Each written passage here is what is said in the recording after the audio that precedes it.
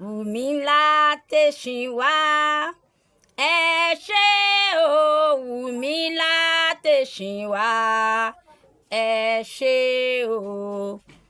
Àwọn aboyún wọ́n ń bí wẹ́rẹ́, àwọn àgàn wọ́n ń dọlọ́mọ, àwa aláìní a ń rí jẹ, àwa yìn ọ́ látẹ̀sínwá ẹ ṣé o.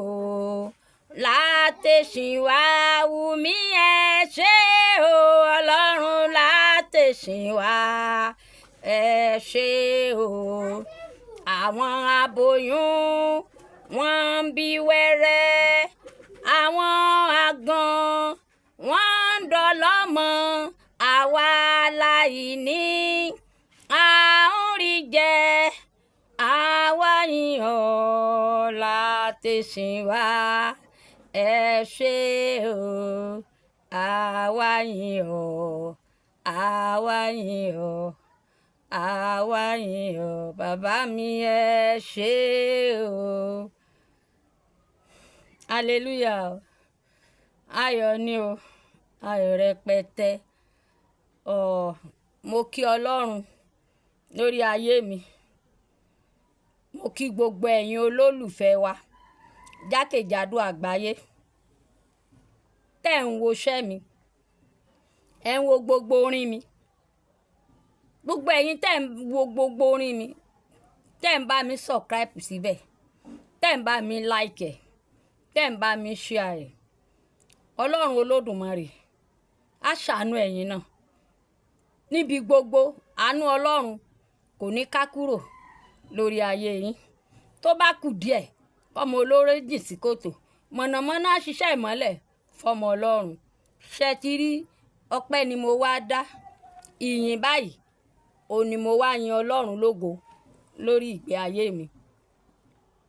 Àwọn iṣẹ́ mi tẹ́rí tí mi ń ṣe yẹn, mo sọ mo ní orin ni mission mi. Bẹ́ẹ̀ ni àwọn kan wò wípé owó ló ń wá. Normally kò sẹ́ni tí ò mọ̀ wá owó. Bọ́ ọ̀rọ̀ eléyìí kọjá wípé owó ló ń wá o. Bẹ́ẹ̀ ni kò sẹ́ni tí ó wù kó kàn sùn sínú ilé kó má ṣiṣẹ́ rárá kó dẹ̀ máa rà láti kó máa wọlé tì. Kò sẹ́ni tí mo ń dà la òwú. Bọ́ iṣẹ́ tí Ọlọ́run gbé fún mi pé kí n máa ṣe ni. Mo dẹ̀ máa ń bọ́ Ọlọ́run drag bẹ́ẹ̀ ṣe ń wò mí yìí o. Máa ń drag Ọlọ́run o. Bẹ́ẹ̀ ni máa ń drag Ọlọ́run. Kí ló dé? Kí ló dé? Inspiration èwo lọ́lọ́run tún gbé wá yìí torí Ọlọ́run. Bẹ́ẹ̀ ni because nígbà tí a bá kọ oríṣi orin kan tá gbé dání tá bá kọ jáde, ṣebí tá bá dẹ̀ tún fẹ́ kọ mí irú eléyìí tá ti kọ yẹn náà tá yẹn náà ló tún yẹ kí inspiration yẹn kó wá. Ìmí ló máa wá o. Bẹ́ẹ̀ ni ìmí ló máa wá.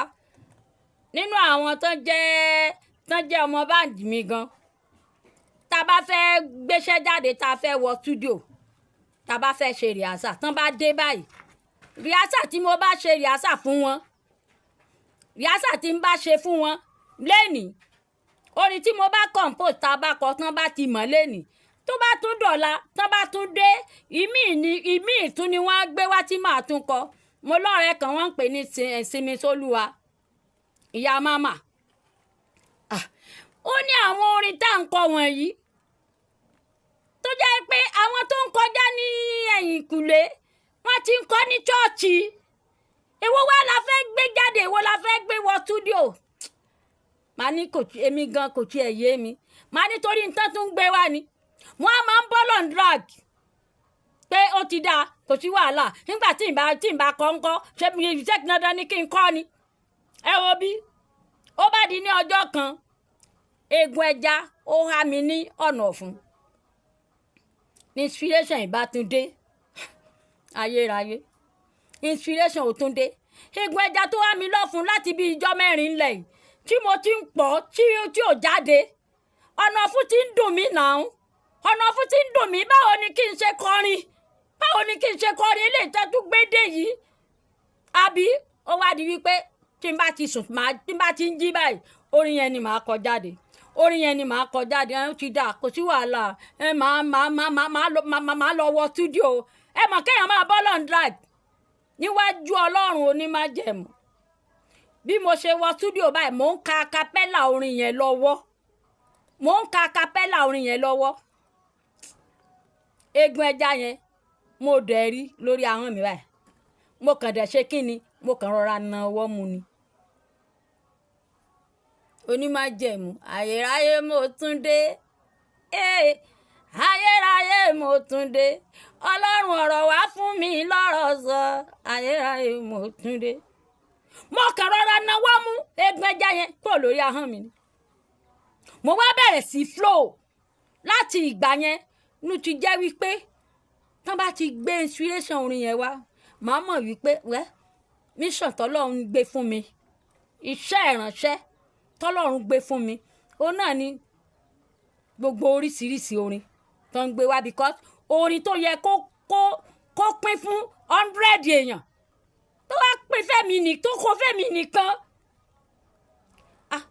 kì í ṣe sórin sì ní sórin rọrùn láti máa ṣe ni bọ̀ ọ̀pọ̀lọpọ̀ mọ̀ ebú náà ń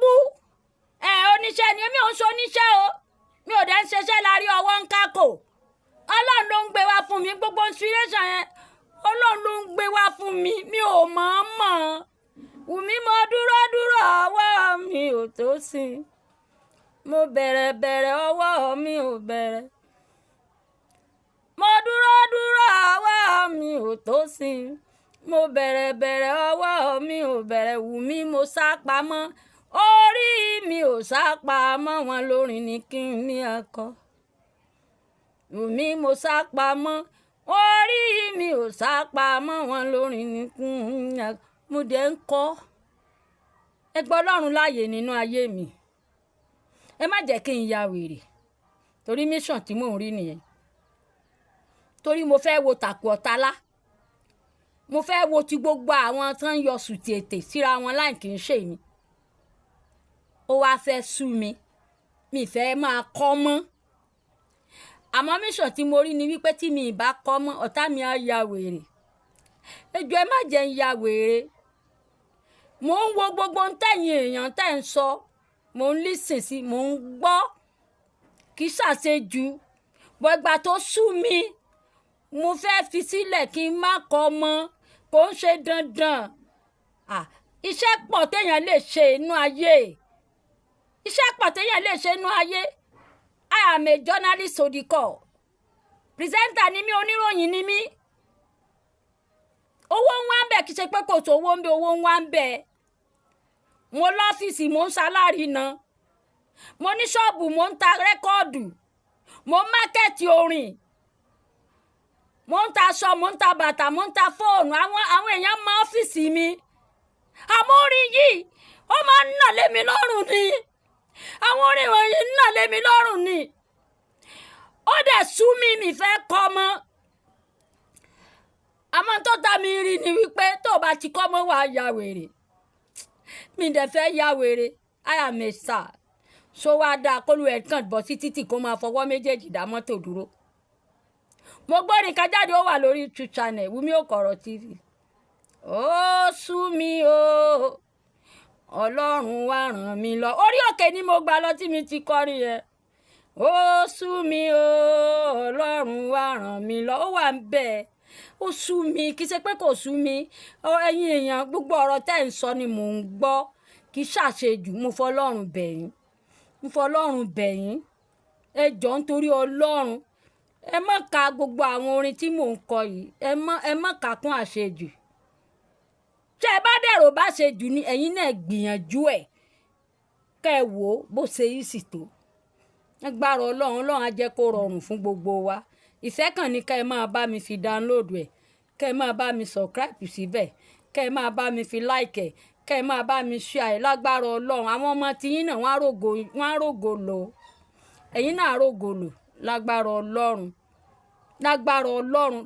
ọlọ́run bẹ́ẹ̀ ṣe nífẹ̀ẹ́ ṣẹ́ mi kódà kó jẹ́ mi kọ́ lẹ nífẹ̀ẹ́ ẹ kàn nífẹ̀ẹ́ iṣẹ́ mi tẹ́ bá ti nífẹ̀ẹ́ iṣẹ́ mi tẹ́ mọ̀ pé lóòótọ́ àti lódodo ọlọ́run ló rán mi ọlọ́run á nífẹ̀ẹ́ yín náà 08141214070 WhatsApp number ẹ ṣé mo dúpẹ́.